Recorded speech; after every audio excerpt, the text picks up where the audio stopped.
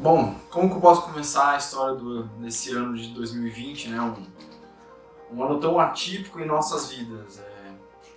Bem, a Copaf começou o ano muito bem, né? Traçando metas, fazendo planejamento estratégico, fazendo reuniões com os últimos diretores, com o professor tutor para alinhar expectativas para esse ano. Em janeiro a gente fechou 2 projetos, uma motivação muito grande, né, para a gente começar o ano bem. E daí com isso a gente pegou e reorganizou nossa sede. A gente pintou ela, organizou para deixar um ambiente mais legal para estar trabalhando, né? E daí com isso voltaram as aulas em fevereiro. E daí a gente estava naquele gás total, projeto de negociação, projeto de andamento, projeto que ia fechar na semana seguinte. E daí veio o aviso de pandemia. Esse aviso é de 15 dias, basicamente 2 semanas aí que a gente ficar parado. A gente pensou, não vai ter problema, né? Vai ser um pós-férias aí que a gente dá conta. Foi um aviso nacional, então a gente avisou os clientes, né? Os clientes entenderam e coisas assim. Deram essas 2 semanas, a gente teve mais um aviso de mais um mês de quarentena. Esse aviso começou a pegar um pouco, que a gente estava já sem fechar projeto, as contas estavam vindo. E passaram 15 dias desse segundo aviso, totalizando já 30 dias que a gente ficou parado, sem fazer nada. Veio o terceiro aviso de tempo indeterminado. E esse aviso pegou a gente, porque daí a gente não sabia o que fazer. Daí a gente pensou, vixe, o que a gente vai fazer agora? Com o início da pandemia, a Coplaf tinha se preparado para ficar aquelas 2 primeiras semanas em stand-by ali parado, sem realizar nenhum tipo de projeto ou nenhuma atividade, o que de início não seria nenhum problema, né? Só que daí passou essas 2 semanas, o nosso prazo de suspensão de aulas foi prolongado por mais um mês e a gente acabou continuando com esse pensamento de não, vamos dar prosseguimento ao nosso processo seletivo, vamos dar prosseguimento às nossas atividades presenciais quando tudo voltar ao normal, né? E passou praticamente quase que esse um mês inteiro e aí a gente percebeu que a gente não tinha feito nada, a gente não tinha bolado um plano. E foi nesse momento que o caos ali começou a se instalar na EJ. Então a gente demorou muito para ter a nossa primeira reunião geral virtual. Então a comunicação interna da EJ estava muito perdida.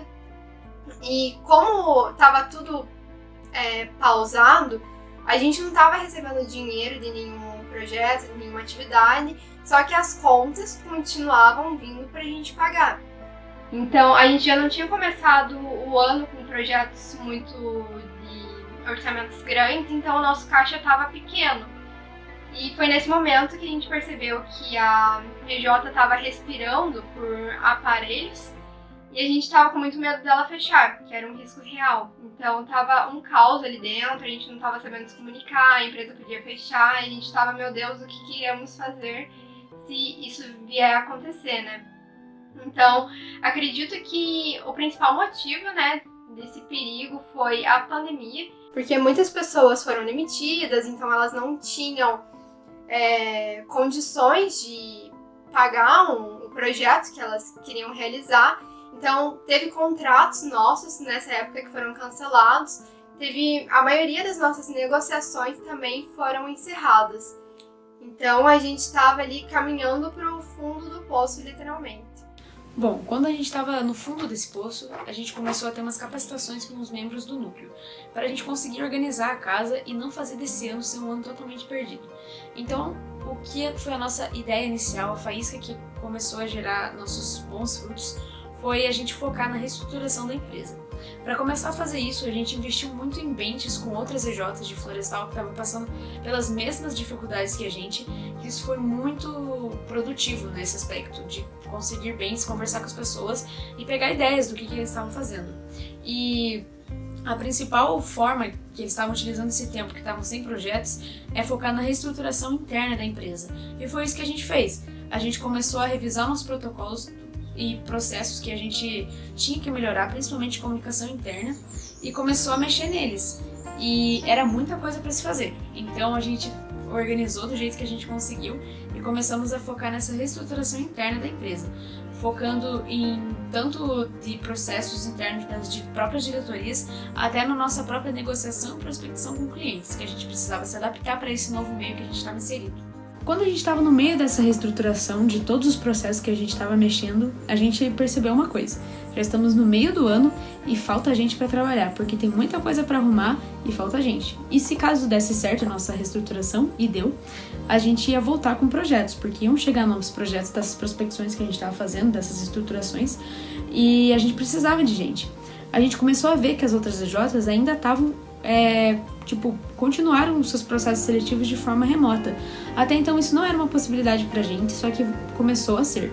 Quando a gente viu que a gente precisava de gente para trabalhar e que a gente não podia parar simplesmente porque a faculdade não ia voltar.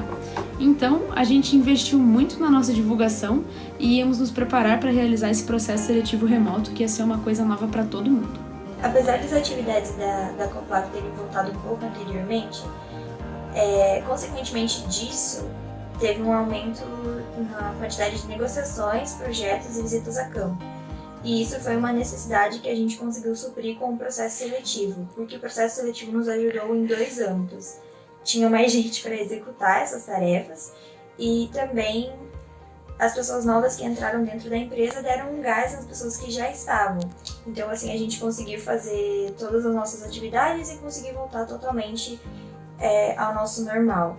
E também a gente fez uma reestruturação interna, então depois disso tudo a gente conseguiu voltar com todo o gás e com todas as atividades que nós fazíamos normalmente. A pandemia impactou todo mundo, a gente tem certeza disso, e com a Coplaf também não foi diferente. A gente teve muita dificuldade, principalmente em fechar projetos, porque todos os nossos clientes que estavam em negociação tiveram que deixar os projetos para depois, pois tiveram salários reduzidos ou até mesmo chegaram a ser demitidos. Com o aumento no fluxo de projetos, a gente fez uma reestruturação dos nossos processos, visando a melhoria do projeto e também a satisfação do cliente. Então, depois, como a gente estava em casa e com mais tempo livre, nós reestruturamos tudo que estava pendente dentro da Coplaf e assim a gente conseguiu aumentar a satisfação do nosso cliente. Boa parte do sucesso da Coplaf em 2020 foi devido às parcerias estruturadas durante o ano. Percebemos o quanto é importante no meio empresarial construir relacionamentos profissionais, ajudando sempre que possível e também buscando ajuda quando necessário. Muitos dos projetos fechados no decorrer do ano foram encaminhados por outras EJs como indicação, ou a própria Coplaf buscou EJs para desenvolver projetos compartilhados, buscando aprimorar os conhecimentos e experiências para ambos os lados. As redes sociais também foram decisivas no fechamento dessas parcerias. Começamos a divulgar mais a imagem da empresa, principalmente no Instagram, e as pessoas vinham até a nossa caixa de mensagens perguntando sobre os nossos serviços. 10 projetos em 2 meses. Dentro de 2 meses conseguimos bater um incrível número de 10 projetos fechados. A gente realmente não imaginava no começo do ano, com a caixa no vermelho e tanta incerteza sobre o futuro. Tivemos muito trabalho, nos esforçamos e nos dedicamos, mas foi um momento muito marcante. Batemos a meta! Todo o trabalho duro, junto com as dificuldades que passamos nesse ano, foi recompensado no momento em que batemos a meta estipulada. Alcançar a meta de alto crescimento em um contexto tão conturbado quanto esse foi definitivamente uma confirmação do bom trabalho que foi realizado. Com certeza, essa conquista serviu e ainda serve como combustível para motivar os membros a continuarem se dedicando. A meta de alto crescimento foi batida com muita antecedência, cerca de 3 meses antes, sendo de grande alívio para todos os membros, porque com a chegada do final do ano, geralmente as metas se acumulam e muitas vezes fica difícil conciliar as nossas responsabilidades com elas. Assim, os membros da Coplaf tiveram mais tempo para focar em outras tarefas tão importantes quanto e que dizem respeito à nossa empresa. Tivemos outra grande surpresa com o evento Simbiose, do Curitiba Júnior, onde a Coplaf foi citada como referência diversas vezes na sala principal, servindo como inspiração para as outras EJs. Além de estarmos no Farol Verde, também houve uma participação em massa dos membros, em que todos marcaram presença e prestigiaram a empresa. Ser referenciada tantas vezes foi uma ótima surpresa, e um tanto inesperada, porque nos outros eventos a Coplaf quase nunca era citada ou lembrada. Como conclusão, tiramos esse ano os aprendizados que só as dificuldades podem ensinar. Não foi fácil para ninguém, mas os tempos difíceis que tiveram serviram para realçar ainda mais o que precisamos na Coplaf: o comprometimento, o empenho e o trabalho em equipe. A prosperidade desse ano se deve muito à reestruturação interna que fizemos na empresa, porque foi ali que começamos as mudanças que nós precisávamos para decolar. Porém, apesar de ser uma meta comum entre as empresas juniores, o alto crescimento é apenas um dos fatores que constituem uma empresa de sucesso. Se a sua empresa não conseguiu atingir esse ano, o importante é tentar e não desanimar. O ano que vem está aí e trará ótimas oportunidades.